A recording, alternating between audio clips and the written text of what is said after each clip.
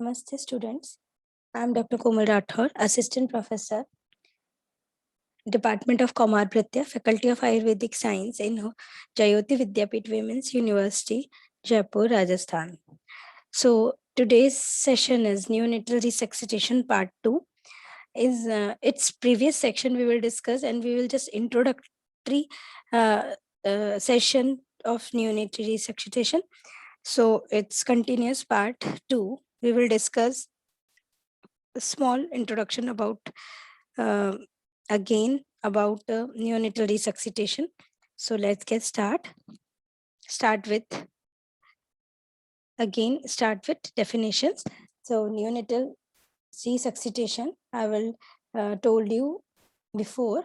Neonatal resuscitation is series of action used to assess newborn babies who have difficulty to make the physiological transition from intrauterine to extrauterine life. So problem I have, its problem, preterm baby's problem, I have discussed later. In its previous section, I will told you immature lung, immature blood vessels, thin skin, and increased susceptibility to infection or increased hypovolemic shock related to small blood vessels. We have to take a neonatal resuscitation. So further again, all stages ask, do you need help at birth to 60 seconds. So at birth, term gestation, breathing, crying, check if it's all okay, routine care provide. And if they all not, then warmer, clean airway if necessary, dry and stimulate, and then check heart rate. It's below 100. If no, then laboratory breathing and persist cyanosis. If yes, then PPV and positive pressure oxygen monitoring. And if below 100, then take ventilation and correct steps. Okay. So first initial step to provide warmth. To provide warmth by placing the baby under radiant heat source. Position the head in the sniff position to open the airway. Clearing the airway if necessary with the bulb syringe and suction catheter. Drying the baby and stimulating respiration. The baby dried and placed skin to skin with the mother and covered with dry linen to maintain temperature. Observation of breathing, activity, and color should be ongoing. So first of all, temperature control, very low birth baby, less than 1500 gram, preterm baby are likely to become hypothermic despite the use of traditional technique for decreasing heat loss. Additional warming technique, pre-warmer at the delivery room to 26 degree centigrade, covering the baby in plastic wrapping, food and medical grade heat resistant plastic, placing the baby on exothermic mattress and placing the under radiant heater. And clearing the airway. When amniotic fluid is clear, deep suctioning is avoided. Nasopharyngeal and bradycardia during resuscitation. Trachea is intubated, baby receiving MV at NICU, deterioration of pulmonary compliances, oxygenation, and decreased CBF. However, suctioning is the presence of secretion can decrease respiration resistance. Suctioning immediate following birth should be reserved for baby who have obvious obstruction of spontaneous breathing and who required positive pressure ventilation. When meconium is present, meconium stain, depressed infant are at risk, increased risk to develop meconium aspiration syndrome. Tracheal suction has not been associated with reduction in the incidence of meconium aspirated syndrome and mortality in this infant. Pea soup or particular meconium should be removed from lungs before breathing is established to improve the survival of neonate with meconium aspiration. Thin watery meconium does not require suctioning.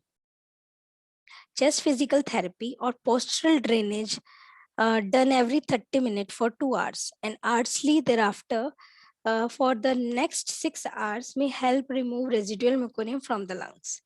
All neonate born after meconium aspiration should be observed for 24 hours because they can develop persistent fetal circulation syndrome. In the absence of randomized control trial, there is insufficient evidence to recommend a change in the current practice of performing endotracheal suction of non-vigorous babies with meconium stained amniotic fluid. So now pulmonary resuscitation. So pulmonary resuscitation assessment of oxygen need. Partial pressure of oxygen uncompromised babies generally do not reach extrauterine values until 10 minutes following birth. SpO2 may normally 70 to 80% for survival minutes following birth, called cyanosis, and optimum management of oxygen is important because their insufficient or excessive oxygenation can be harmful. So supplementary oxygen, meta-analysis comparing room air versus 100% oxygen show increased survival when resuscitation was initiated with air. If baby is bradycardic, means heart rate is less than 60 after 90 seconds of resuscitation with the lower concentration of oxygen. Oxygen concentration should be increased to 100% until recovery of normal heart rate. Positive pressure ventilation. If newborn apneic or grasping, or if the heart rate is less than 100 per minute after the initial step, start PPV. Initial breath and assisted ventilation. Initial inflation following birth, either spontaneous or assisted, create FRC. So primary measures of adequate initial ventilation is prompt improved in heart rate. Chest wall movement should be assessed if heart rate does not improve.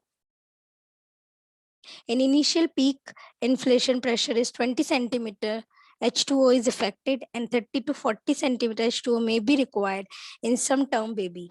If pressure do not being monitored, the minimal inflation required to achieve increase in heart rate should be used. Assisted ventilation, 40 to 60 breath per minute to promptly achieve or maintain more than 100 per minute. Endotracheal tube placement. Indication, initially endotracheal suction of non-vigorous meconium stained newborn. If BMV is ineffective or prolonged, newborn without detectable heart rate, expected need to continuous or prolonged ventilation for special resuscitation circumstances such as CDH and ELBW.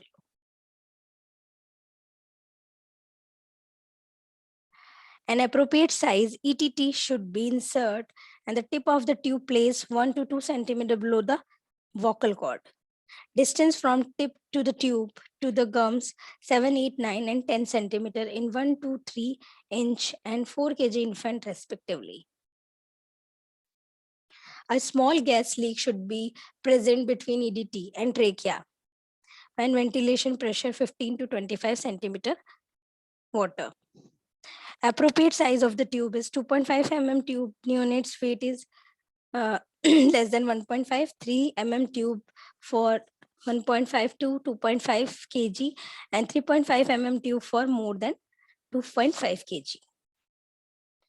Prompt increased heart rate is the best indicator to that the tube of endobronchial tree and provide effective ventilation. Inhaled CO2 detect in the recommended method to confirmation of EDT placement. Poor and absent pulmonary blood flow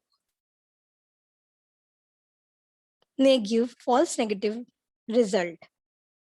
No CO2 detect inspired EDT in the trachea.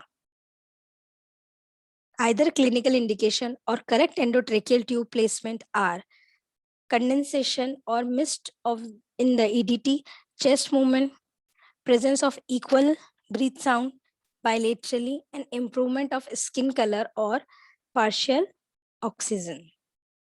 Because the chest is small, breath sound are well transient within the thorax. A difference of breath sound between the two sides of chest should be raised suspicion of the pneumothorax, atelectasis, or congenital anomaly of the lung. Presence of loud breath sound covered the stomach suggests tracheoesophageal fistula. Failure to adequate ventilate the lung at birth may make hypoxemia worse that leads to CNS damage or even death.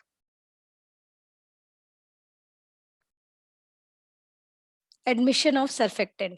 If used resultant a sufficient improvement in the outcome of the preterm, the incidence of pulmonary gas leak, HMD death, BPD, and pulmonary transitional emphysema are lower after surfactant use.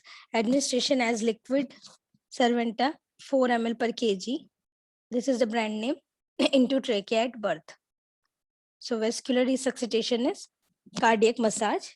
Indication when heart rate is less than 60 per minute despite adequate PPV with O2 for 30 seconds. Rescuer should ensure that assisted ventilation is being delivered optimally before starting chest compression because ventilation is the most effective action and chest compression are likely to complete with effective ventilation. So compression should be delivered on lower third of sternum to the depth of 1/3 of anterior posterior diameter of chest. Two technique. First is compression with two thumb with finger encircling the chest and supporting the back. And compression with two finger with second hand support the back. In this, the two thumb encircle hand technique may generate higher peak systolic and coronary perfusion pressure than two finger technique, so recommended in newborn.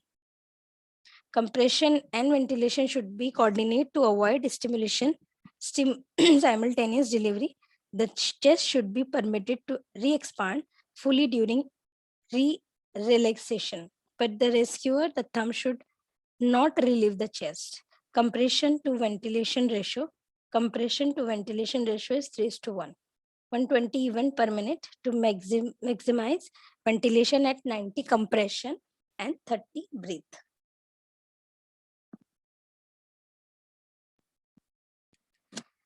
Thus, each event will be allotted half second with exhaling occurring during the first compression after each ventilation. So 3:1 compression to ventilation ratio is used where ventilation compromise in the primary cause. Respiration, heart rate, and oxygenation should be reassessed periodically and coordinate chest compression and ventilation should continue until the spontaneous heart rate more than 60 per minute. If neonate condition does not improve rapidly with ventilation and tactile stimulation, an umbilical artery catheter should be inserted. Most preterm neonate weighing less than 1250 grams at birth and 1/3 of term neonates required umbilical artery catheter during resuscitation. So resuscitation drugs is bradycardia is usually the result of inadequate lung inflation and profound hypoxemia and establishing adequate ventilation in the most important step. If heart rate less than 60 per minute, despite 1 minute of adequate ventilation, the chest compression with 100% oxygen, adrenaline, volume expansion, and both are indicated. IV is the preferred route. Umbilical vein catheter is preferable to intraosseous. Recommendation IV dose is 0.01 to 0.03 mg per kg per dose and rapid bolus followed by 1 ml of 0.9 ns flush. Endotracheal dose is higher, 1:1 10,000 may be considered while IV assess is being obtained. Follow with PPV flush not recommended. Can be repeated every 5 minutes if heart rate is less than 60 per minute.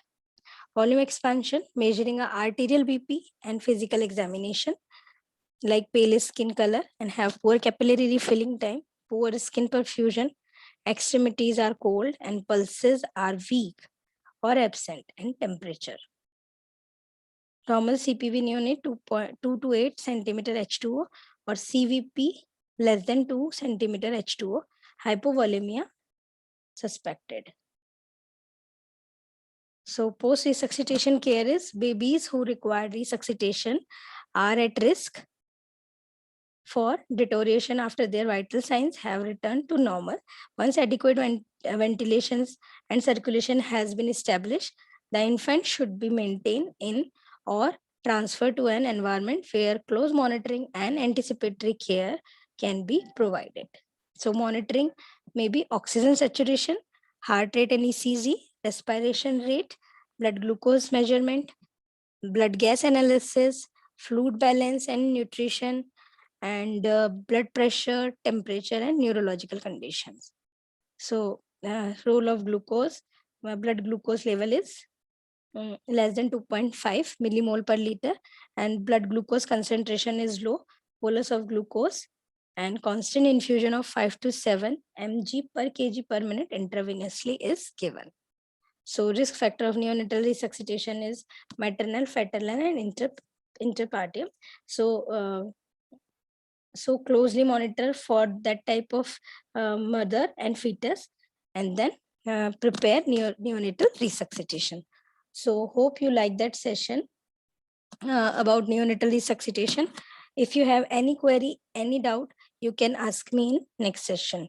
So thank you so much.